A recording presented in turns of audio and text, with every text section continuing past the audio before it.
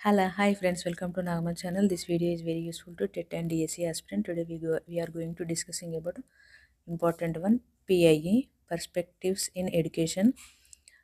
విద్యా నిర్వచనాలు.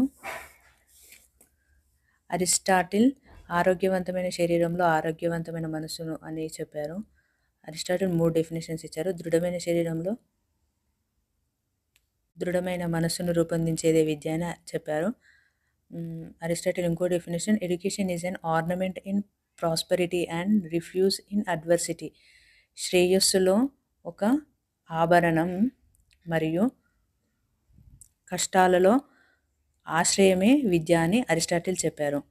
కొమినియస్ మనుషులకు సార్థకులుగా తయారు చేసేది విద్య అని చెప్పారు. పెస్టాలజీ 3 డెఫినేషన్స్ ఇచ్చారు. సహజమైన సుశీలమైన ప్రగతిశీల వికాసం కలిగించేది విద్య అని, మానవుడు అంతర్గత శక్తుల సహజమైన సామరస్యమైన సుశీల ప్రగతిశీల వికాసం అని, మానవుడిలో అంతర్గత శక్తిని సహజంగా సుహృద్భావంతో పురోగతి చెందేది అని ప్రొబెల్ 2 నిర్వచనాలు ఇచ్చారు. జీవిలో ఆవరించి ఉన్నదాన్ని వివర్తనం చేసేది విద్య అని, మానవుడు నిర్మలంగా ఉండటకు మార్గం చూపించేది విద్య అని జాన్ డ్యూయి చాలా నిర్వచనాలు ఇచ్చారు. పరిసరాలను నియంత్రించగలిగేది, సామాజిక సామర్థ్యాన్ని పెంపొందించేది, జీవించడానికి తయారు చేయడమే జీవితమే విద్య అని, విద్య అంటే జీవితానికి సన్నాహం కాదు, అసలే విద్యే జీవితం అని చెప్పాడు. అసహాయుడైన జంతుభావం గల చిన్న పసివాడిని సంతోషభరితమైన నైతిక విలువలు పాటించడం విద్య అని జాన్ డ్యూయి చెప్పారు. ప్రీవియస్ వీడియోలో 21th ప్రాక్టీస్ బిట్స్ చూసాము. 21st practice bit.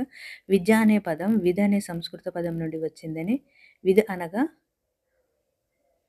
తెలుసుకోవడం, విధ అంటే తెలుసుకోవడం. ఎడ్యుకేషన్ అనే పదం ఎడ్యుకేర్ అనే లాటిన్ పదం నుండి వచ్చింది. లాటిన్ భాషలో ఎడ్యుకేర్ అంటే వృద్ధిలోకి తేవడం అని అర్థం.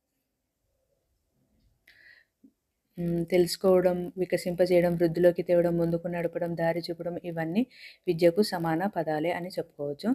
విద్యను శిక్ష అని కూడా అంటారు. బోధించడం, నేర్పుట, నియంత్రించట మరియు క్రమశిక్షణలో పెట్టుట అనేది శాస అనే సంస్కృత పదం యొక్క అర్థం. మోక్ష సాధన అనేది ఉపనిషత్తులు చెప్పింది. దుఃఖాన్ని నివేదించడం అనేది గౌతమ బుద్ధుడు చెప్పాడు.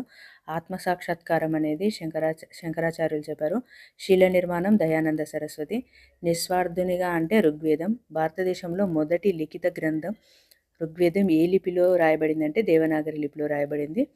Thanks for watching. Please subscribe and please like and share this video. Give comment about these videos. Thank you.